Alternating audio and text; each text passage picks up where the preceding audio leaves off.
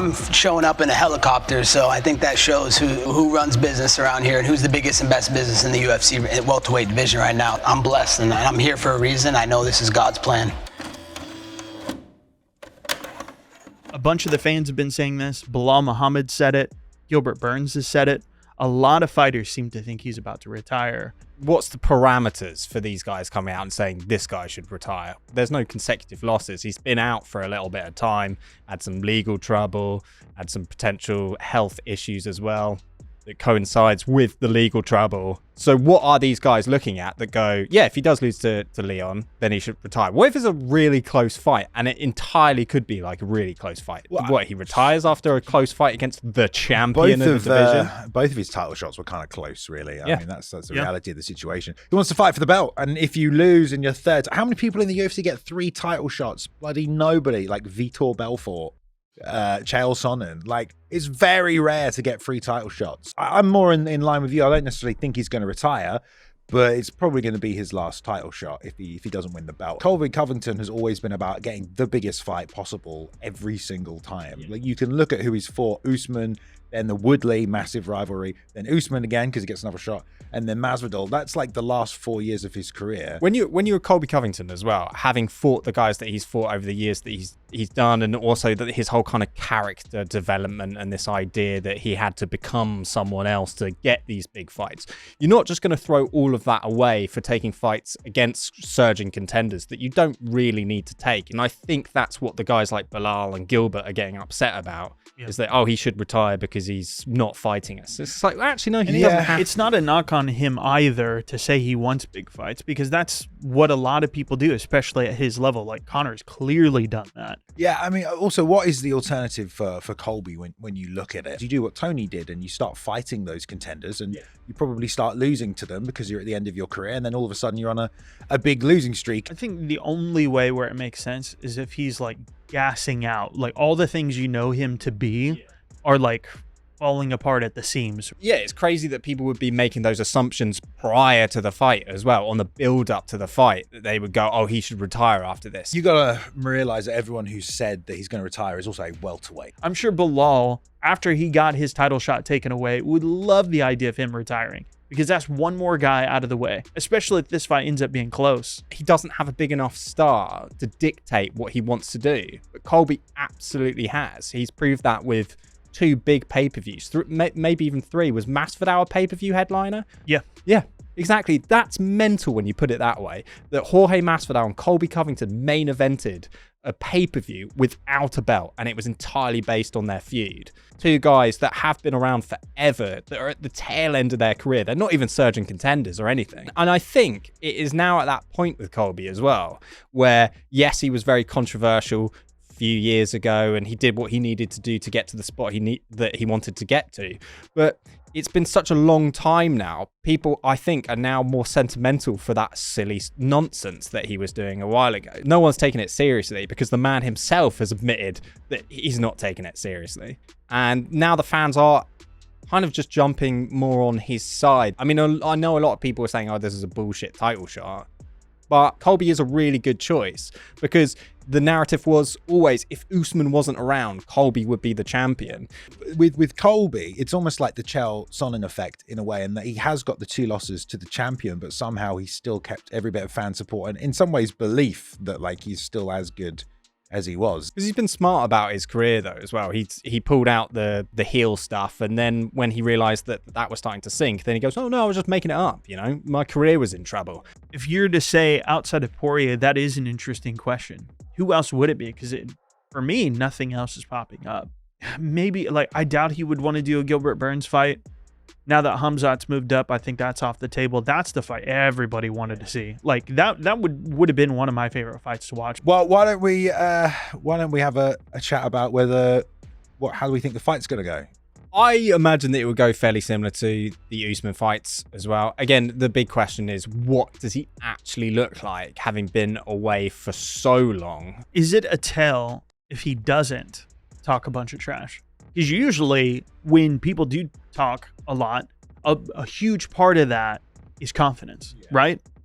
And so then you're putting forward like, oh yeah, I'll say whatever the hell I want because I'm going to win this fight. If he is more humble and he is more relaxed, then maybe the goal is entirely the belt. He's like, okay, I'll put the antics to the side because this is my last chance and I want to entirely go after that belt. But also the problem with that as well, and the reason he's getting the shot in the first place, is because he is the entertainer of the two. Leon's not going to stand up there and say some shit. Like you're putting Colby Covington, the UFC are putting Colby Covington into this spot to do the shit that he's famous for and to hype this fight. If he is taking more of a humbled approach to this title shot, then it's not great for the UFC. You've put someone in that maybe shouldn't be in there, and he's now not doing the job that you were hoping that he was going to do as well. I think he also needs to do everything he can to get a reaction from Leon, because I think it's going to help in the fight. Like, Leon's going to try and keep the fight at his pace, which is usually relatively slow, whereas Colby, I think, needs to be pressuring, needs to keep, up a constant attack and make Leon reactive. And I think if you're also in his head and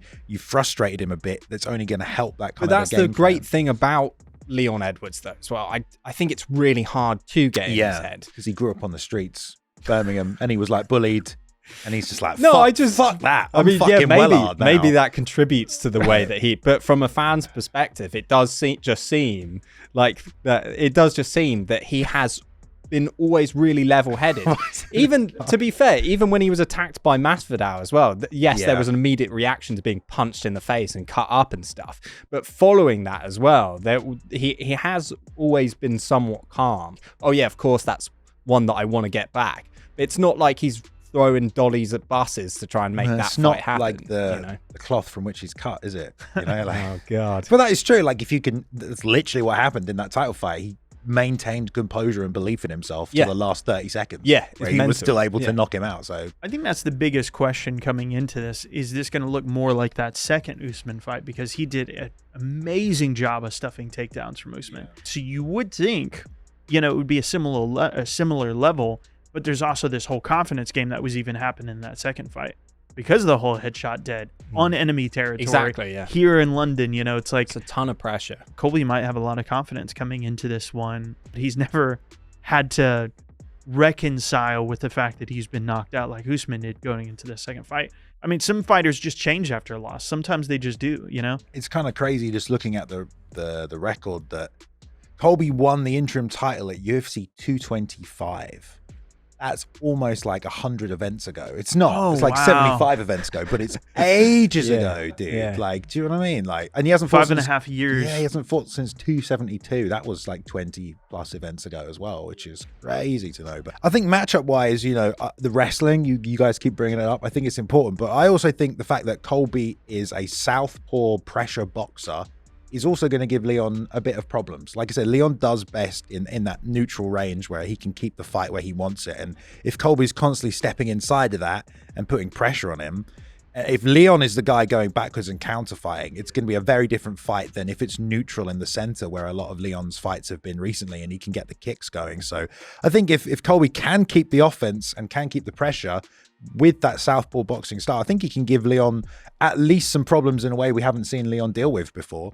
I do wonder as well with the first Usman fight, whether or not the knockouts that Usman have, like the big knockout against Masvidal and the, knocking Gilbert Burns down. Usman started falling in love with his power and his shots, and that opened him up to those moments where he got knocked out as well. And then obviously once the chin has been cracked to that extent. You're right. Yeah, because why were they standing up in the fifth round? Was he deciding, all right, well, I'm just going to have a little bit of fun out there this last round? Yeah. Why wasn't he grinding to the end? He's like, no, I'm going to push him up against the cage, take him down. I'm going to win this fucking belt and make sure I hold on to it. Yeah, and you never really know how a striking matchup is going to play. You can look at Leon and be like, he's got all the tools, he's a fantastic kickboxer, but it's just like when Sean Strickland fought Izzy. The pressure boxing completely overtook the counter kickboxing game plan to the point where he couldn't even fire. Like, Colby's not the same kind of boxer as Sean has, but he's going to move forward in the same way, and he could just put Leon against the fence and give him loads of problems. Which would be the smartest thing to do. If you want to complete your legacy and win that fucking belt, you're just going to find the route that is best suited to you and least suited to your opponent. Why would you risk it? Why would you risk a legacy-defining moment for an exciting fight for the fans?